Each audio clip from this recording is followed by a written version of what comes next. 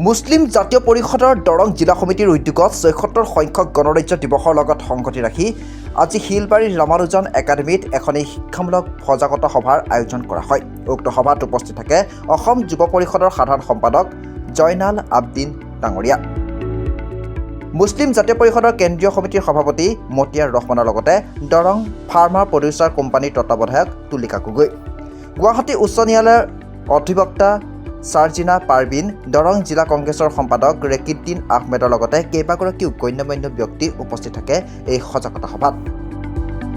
ইফালে উক্ত সভাতেই শিক্ষাৰ দিশত বহু মূল্যৱান ভাষণ আগবঢ়ায় তুলিকা গগৈ, লগতে বিদ্যালয়খনত এককালীন সাহায্যও প্ৰদান কৰে তুলিকা গগৈ। চাওক, আপোনালোকৰ যোগেদি এটাই কথাই ক'ব লাগিব যে আমাৰ শিক্ষাটো হৈছে আমাৰ মূল মেৰুদণ্ড স্বৰূপ, আৰু যদি আমি মেৰুদণ্ড নাথাকিলে আমি যেনেকৈ থিয় হৈ থাকিব নোৱাৰিম, ঠিক তেনেদৰে শিক্ষাটো যদি নহয় আমি নিজৰ জীৱনত সঠিক হিচাপে মানৱ হিচাপে আমি গঢ়ি তুলিব নোৱাৰিম। যাৰ কাৰণে আজি আমি মুছলিম জাতীয় পৰিষদৰ উদ্যোগত যি কৃতি ছাত্ৰ ছাত্ৰীসকলক সম্বৰ্ধনা দিয়াৰ যি কাৰ্যসূচীত আমি অনুষ্ঠিতত উপস্থিত হৈছোঁ, তেখেতসকলক প্ৰথমে মই ধন্যবাদ জনাইছোঁ। আৰু লগতে মই মুছলিম জাতীয় পৰিষদক কিছুমান কথাও মই কৈছোঁ যে আমাৰ মুছলমান যি যুৱ বন্ধু, যি ছাত্ৰ ছাত্ৰী, এই ছাত্ৰ ছাত্ৰীসকলক শিক্ষাৰ মাধ্যমেৰে হওক, সাংস্কৃতিকৰ যোগেৰে হওক বা খেলৰ মাধ্যমেৰে হওক, তেখেতসকলক বিশ্ব দৰবাৰত প্ৰতিষ্ঠিত কৰিব লাগিব।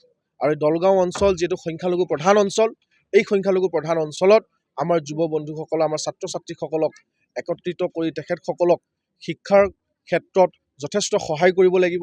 আমাৰ এই অঞ্চল হৈছে কৃষি প্ৰধান অঞ্চল। আমাৰ এই ছাত্ৰ ছাত্ৰীসকলক শিক্ষাৰ ক্ষেত্ৰত বিভিন্ন ধৰণৰ সঁজুলিৰ অভাৱ হয়। সেই কিছুমান অভিযোগ আমি যেতিয়াই পাওঁ, সেই অভিযোগসমূহ আমি তেখেতসকলক সহায় কৰাৰ কাৰণে আমি সদায় সাজু থাকোঁ। আমি যেতিয়াই কোনোবাই কয় যে আমাৰ কিতাপৰ অভাৱ হৈছে, আমি যাবলৈ আমাৰ চাইকেল এখনৰ অভাৱ হৈছে, আমি তেখেতসকলক সহায় কৰাৰ কাৰণে সদায় সাজু হওঁ।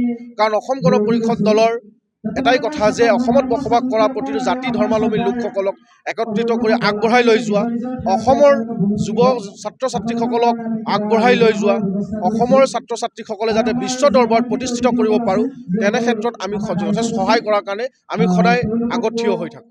আজি ৰামানুজন একাডেমীৰ তেওঁলোকৰ বৰ্ষপূৰ্তি চাগে ৰিপাব্লিক ডেৰ উদ্যোগত তেওঁলোকে ৰাখিছিলে প্ৰগ্ৰেমটো, কৃতি ছাত্ৰীৰ সম্ভাৱনা আধিকাৰী জনাবলৈ।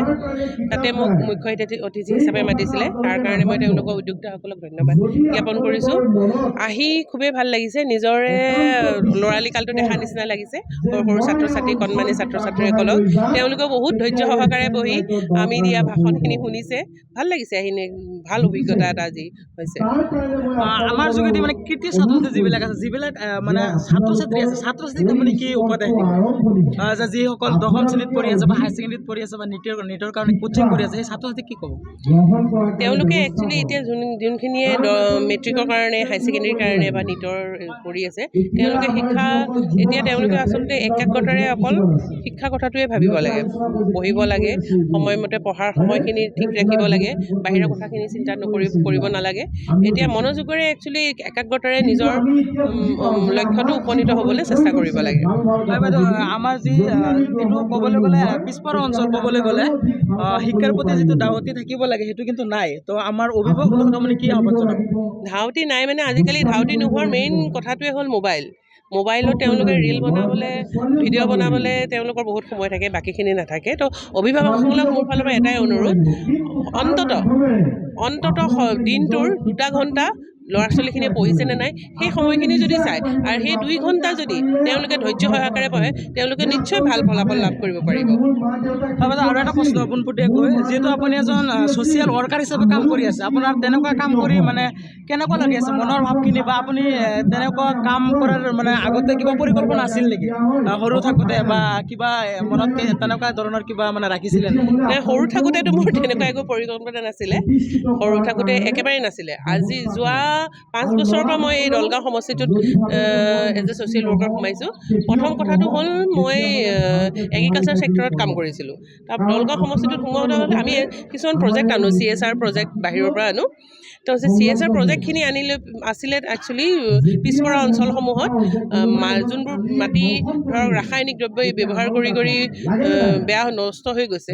তো সেই ৰাসায়নিক দ্ৰব্যৰ পৰা ঠিক কৰিবৰ কাৰণে মাটিখিনি পুনৰ আকৌ মানে উৎপাদন সমকক্ষ কৰিবৰ কাৰণে যিখিনি লাগে আমি সেই বস্তুটো কৰিবলৈ একচুৱেলি আমি খাৰুপেটীয়া অঞ্চলটো বিশেষকৈ বাছি লৈছিলোঁ।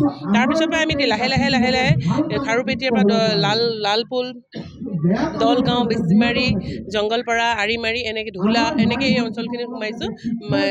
লাহে লাহে তেনেকৈ প্ৰতিজন ঘৰৰে এজন মানুহ আমাৰ লগত সোমাই পেলাই কাম কৰিবলৈ আৰম্ভ হৈছে। আৰু মই মানে কামখিনি কৰি মানে বহুত ভাল পাইছোঁ আৰু মানুহৰো জনসাধাৰণৰো বহুত মানে সহায় সহযোগিতা পাইছোঁ। শিলবাৰীৰ পৰা চাকলিন মুস্তাকৰ ৰিপৰ্ট, টাইমছ মিডিয়া 24।